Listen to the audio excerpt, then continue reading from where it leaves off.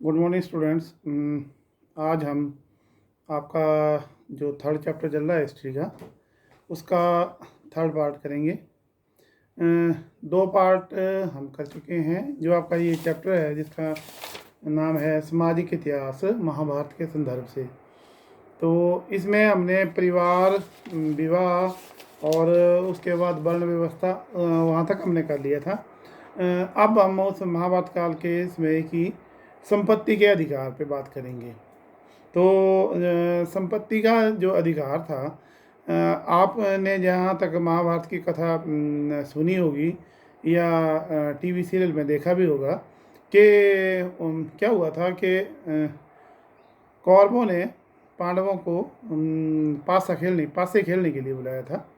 और वहाँ पे जो छाल से दुर्योधन ने युधिष्ठिर से सब कुछ जीत लिया था। युधिष्ठिर ने पहले अपनी धन संपत्ति लगाई, फिर अपना राजपाट लगाया, फिर अपने भाई लगाए दाव पे, फिर उसने अपनी पत्नी लगाई। तो इस जो ये दृष्टांत है उससे हमें एक चीज़ तो ज्ञात होती है कि महाभारत काल में जो स्त्री थी उसे पति की संपत्ति समझा जाता था। और इस काल में एक और बात है, जो धर्मशास्त्र और धर्मसूत्रों के अनुसार और मनुस्मृति के अनुसार कि जो पिता होता था उसकी जो संपूर्ण संपत्ति होती थी, उसके जो पुत्र होते थे मृत्यु के पश्चात उसके पुत्रों में विभाजित कर दी जाती थी। और जो उसका ज्येष्ठ पुत्र होता था उसको कुछ ना कुछ ज़्यादा मिलता था, बाकी वालों से ज़्यादा मिलता था। और इसमें की एक मेन बात है कि स्त्रियां जो थी वो संपत्ति में अपना हिस्सा नहीं मांग सकती थी। मतलब स्त्रियों का संपत्ति पे कोई अधिकार नहीं होता था। स्त्रियों को इसमें जो प्राप्त था उसे बोलते थे स्त्री धन। तो स्त्री धन क्या होता है? स्त्री धन होता था जैसे विवाह के समय जो स्त्री को उपहार मिलते थे या उसके पिता के द्वारा जो उसको जो कुछ भी उसको दिया जाता था, और वो जो होता था वो सारा स्त्री धन कहलाता था। और उस पर केवल स्त्री का ही अधिकार होता था और ये उसके पति का भी उस पर कोई अधिकार नहीं होता था।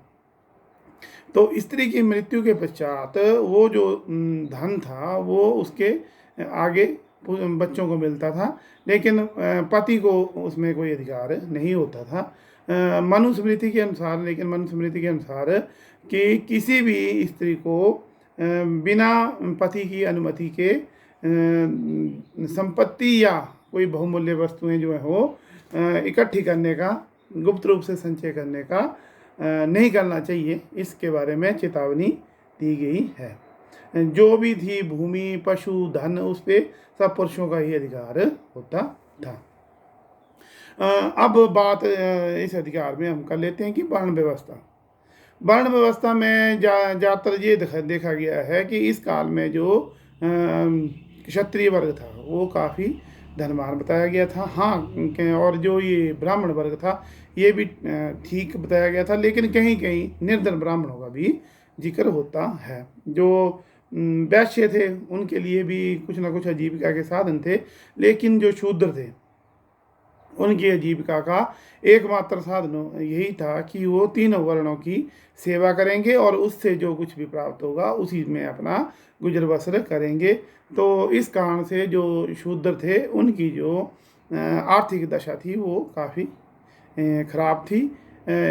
इवन के आप ये बोल सकते हैं कि उनको 2 टाइम का जो भोजन था वो बड़ी मुश्किल से ही प्राप्त होता था। अच्छा, इसके अतिरिक्त एक और वैकल्पिक व्यवस्था जो है सामाजिक रूपरेखा में मिलती है, लेकिन वो थी दक्षिण में। यहाँ पे एक तमिलकम नाम का प्रदेश था। यहाँ पे जो दानी लोग होते थे उन और जो धनी होते थे उनकी काफ़ी इज्जत की जाती थी। और ये जो दानी लोग होते थे इन्होंने अपने यहाँ पे सरदारियाँ वाला सिस्टम चला हुआ था। ये क्या करते थे, जो कवि वगैरह है इनको संरक्षण प्रदान करते थे और ये जो कुछ भी लिखते थे ये इनकी बड़ाई में ही लिखते थे। यहाँ पे धनी और निर्धन ये 2 प्रकार की व्यवस्था थी। मतलब धनी लोगों की काफ़ी इज्जत थी और जो निर्धन लोग थे उनकी इज्जत कम थी समाज में। अब हम बात कर लेते हैं कि ये जो सामाजिक तौर पे हम बात कर रहे थे धर्मशास्त्र और धर्मसूत्र के आधार पर, मनुस्मृति के आधार पर, ये तो सारी थी हिंदू व्यवस्था। तो इसके अतिरिक्त जो बौद्ध थे, जो हमारी जो ऋग्वेद के पुरुष सूतक के अनुसार और जो धर्मशास्त्र और धर्मसूत्रों के अनुसार जो 4 वर्ण थे, एक ब्राह्मण थे, एक क्षत्रिय थे, एक वैश्य थे, एक शूद्र थे। ब्राह्मण का काम क्या था? वो पूजा पाठ करवाना। क्षत्रियों का काम क्या था? रक्षा करना। और वैश्य का काम व्यापार इत्यादि करना, गाय पालना। और शूद्रों का काम जो था वो इन तीनों वर्णों की सेवा करना था। लेकिन जो बौद्ध धर्म थे, बौद्ध धर्म का जो सामाजिक दृष्टिकोण से था, इसके अपना बिल्कुल इससे डिफरेंट था, इससे अलग था। इनका एक ग्रंथ है जिसका नाम है सुत्त पिटक। और सुत्त पिटक के अनुसार जो उसमें वर्णन किया गया है कि आरंभ में जो क्या होता था, जब ना तो मानव पूर्णतः विकसित थे और ना ही प्रकृति पूर्णतः विकसित थी, तो कोई भी जो मनुष्य था वो इतना लालची नहीं था। हर कोई जो उतना ही प्रकृति से लेता था जितनी जिसको जरूरत होती थी। और बड़े सारे जीव जो थे एक दूसरे के साथ शांतिपूर्वक रहते थे। लेकिन इन ग्रंथों के अनुसार ये जो व्यवस्था थी वो स्थायी नहीं रही। कुछ समय पश्चात क्या हुआ कि मनुष्य ने अपनी लोभी प्रवृत्ति के कारण क्या करना शुरू कर दिया, ज़्यादा से ज़्यादा धन संचय करना शुरू कर दिया, हिंसात्मक रूप ले लिया, धोखेबाजी शुरू कर दी। तो इससे क्या हुआ, ये पूर्ण व्यवस्था जो थी वो छिन्न भिन्न होगी। फिर ऐसी व्यवस्था में क्या हुआ कि जो समाज था उन्होंने ऐसे भी मनुष्यों का चयन किया जो उचित बात पर क्रोधी हो, जिसको प्रताड़ित करना हो उसको प्रताड़ित करे, जिसको निष्कासित करना हो उसको निष्कासित करे, और बदले में उसको क्या दिया जाएगा? सब मिलके चावल देंगे। और उसको क्या उपाधि देंगे? क्या दी गई? महामत्य की उपाधि दी गई। और यहीं से ये क्या, ये राजकाज व्यवस्था या राजा की व्यवस्था का आरंभ हुआ। तो हमें इससे ये ज्ञात होता है कि जो राजा का चुनाव था पूर्णतः पहले लोकतांत्रिक था। मतलब लोगों ने ही अपने में से किसी एक को ये अधिकार दिया था कि वो ये व्यवस्था संभालेगा, और बदले में उसको क्या दिया जाएगा? चावल दिए जाएंगे। ठीक है। अब आगे हम बात कर लेते हैं एक बड़ी ही महत्वपूर्ण व्यवस्था जो हमारे समाज की एक हिस्सा है, भारतीय समाज का। और ये एक अद्वितीय संस्था है जिसको बोलते हैं जाति प्रथा। तो ये एक ऐसी विचित्र प्रथा है हमारे भारत में, जिसने ना केवल हमारे भारतीय इतिहासकारों का अपितु पूरे विश्व के इतिहासकारों का जो ध्यान अपनी तरफ एकत्रित किया है। तो ये शब्द जो जाति, इसको कास्ट नाम से लिया जाता है। और ये कास्ट जो है ये पुर्तगाली भाषा का शब्द है, जिसका जो अर्थ होता है नस्ल या प्रजाति। ठीक है। तो सबसे पहले हम यही चीज़ समझ लेते हैं कि जाति क्या होती है। तो जाति एक अंतर्विवाही समूह या समूह का संकलन होता है। मतलब एक ऐसी समूह है जिसके अंदर ही विवाह होंगे, जो कि जिस जाति का होगा वो उसी जाति में शादी करेगा। और इसका एक कोई नाम, सामान्य नाम होता है, जाति का कोई ना कोई नाम होता है। और जो इस जाति है इसकी जो सदस्यता है वो पैतृक होगी। पैतृक मतलब जो पिताजी आपके जो होंगे उनकी जो जाति होगी, अगले जो उसका वंश जो होगा उसकी भी वही जाति होगी। और क्या, इसमें एक और बात है कि इसमें जो अगली पीढ़ी है वो वही पेशा अपनाएगी जो पिछली पीढ़ी का था। परंपरागत जो पेशा है वही अपनाएगी और एक सामान्य उत्पत्ति का दावा करती है। और ये समझा जाता है कि एक सजातीय समूह जो हो ये एक ही पीढ़ी की समझी जाती है। और एक हमारे और जो विद्वान हुए हैं C.H. कुले के अनुसार कि ये जब वर्ग पूर्णतः आनुवांशिकता पर आधारित होता है तो उसे जाति कहते हैं। मतलब एक बात तो अभी इसमें क्लियर होगी कि जाति जो होगी वो जन्म से ही निर्धारित हो जाएगी, पैतृक होगी, और उसमें जो व्यवसाय है वो भी वही होगा जो जो परंपरागत रूप से चला आ रहा है। तो ये जो व्यवस्था है, जाति प्रथा की व्यवस्था, इसकी कुछ विशेषताएं इसमें हम आप बात कर लेते हैं। सबसे पहली एक तो विशेषता इसकी ये है कि इसकी सदस्यता जो है जन्म पे निर्धारित हो जाती है। जिस जाति में को जो जन्म लेता है उसका दर्जा मृत्यु उपरांत तक उसी जाति का रहता है। वो अपनी योग्यता और मेहनत से इसे कभी भी बदल नहीं सकता। दूसरा क्या होता है कि ये जो एक समाज का खंडात्मक विभाजन है, इससे क्या है, समाज बट गया हुआ है। इसकी विशेषता है जातियों के कारण ही क्या हुआ है, समाज बटा हुआ है। और मुख्यतः 4 जातियां ही शुरू में जो वर्ण थे वही माने गए हैं, ब्राह्मण, क्षत्रिय, वैश्य और शूद्र, जिसमें आपको पहले बात की कि ब्राह्मणों का स्थान सबसे ऊंचा था और शूद्रों का सबसे नीचे था। और ये भी बात की थी कि जाति एक बंद समूह है जिसके अपने अपने रिवाज होते हैं, अपनी पंचायत होती है और अपने ही निर्णय होते हैं।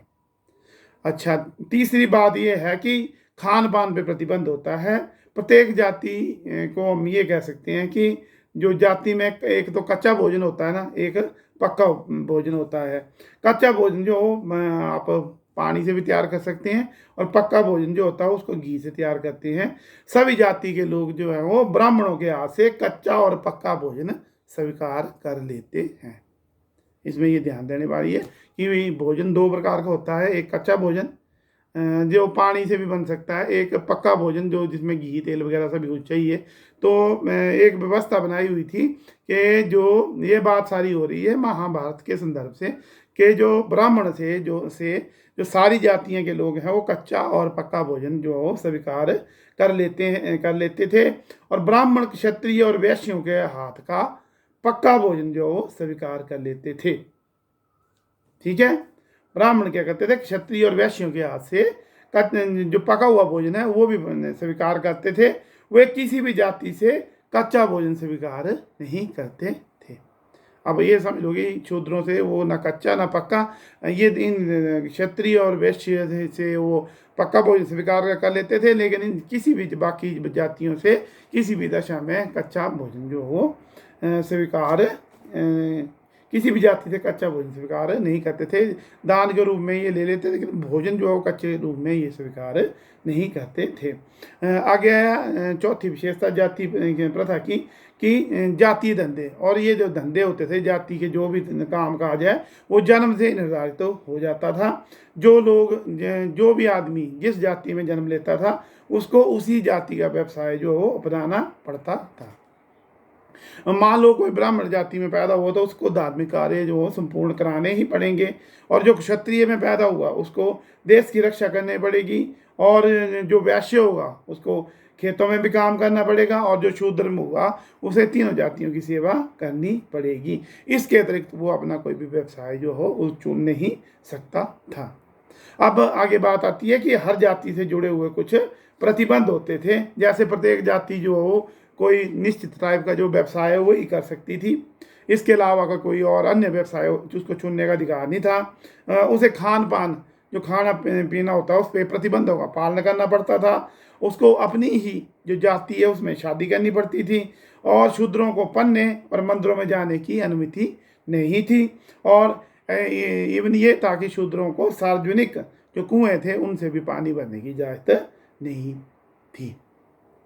अगली बात है कि जाति जो अंतर्विवाही होती थी, मतलब एक ही जाति अपनी ही जाति में जो शादी करनी पड़ती थी। किसी व्यक्ति जो किसी अन्य जो जाति में शादी नहीं कर सकता था।